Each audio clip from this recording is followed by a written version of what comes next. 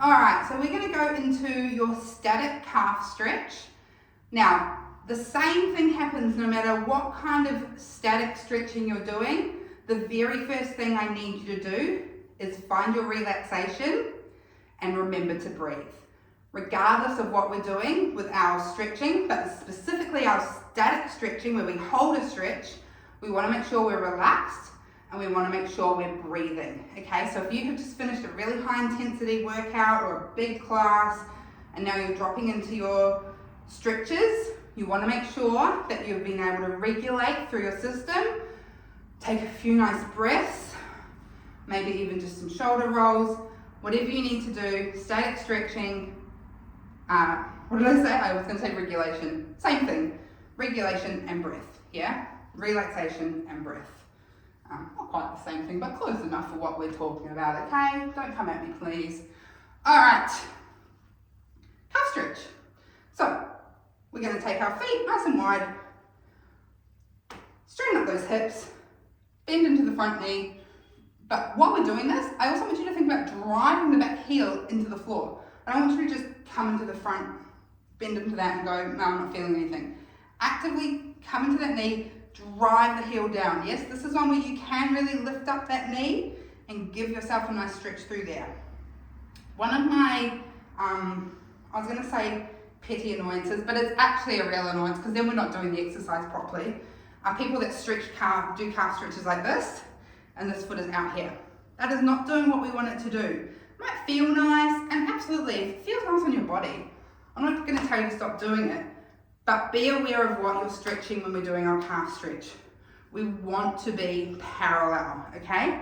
So if we're being really pedantic about our setup, train tracks, take that step, take that foot back, then we bend to the knee, push that heel down, and what's the other thing we do? We breathe, okay? And we hold it for the amount of time.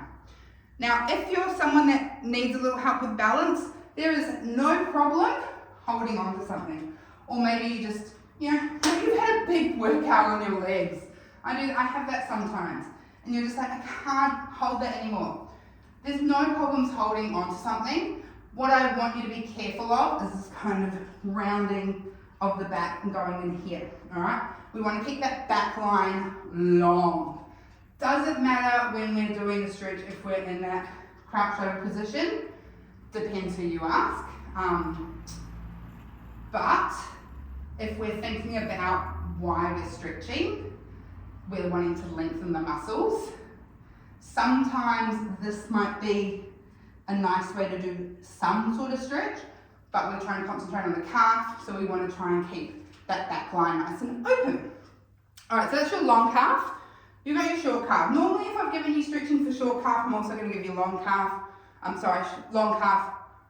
I'm also going to give you short calf. So many people forget about our poor friend, the short calf, the soleus. I always say the name wrong, whatever. You say it wrong. I use short calf, long calf, because it's easy to remember. But so many people forget about it. Just try and say the name. Okay, so again, train tracks. We love that. But this time we're shorter. We're sort of coming just off the heel and back. Bend. And then tip forward, okay? So for this one, I almost always will get people, especially those that don't have extremely tight calves, to come onto a wall or something to do this, because you'll want to come here and tip forward, sort of like I probably have to go to about here, and then I get like a really nice stretch. And you breathe. I'm going to back off a little bit because that's quite a lot, to be honest. Maybe I don't need that. I could just come through here. More comfortable here though. Right, once again, whenever you're doing your static calf stretching, please make sure you're on train tracks. You are parallel. That back foot is not hanging out. We want to drive through with the front knee, drive back with the back heel.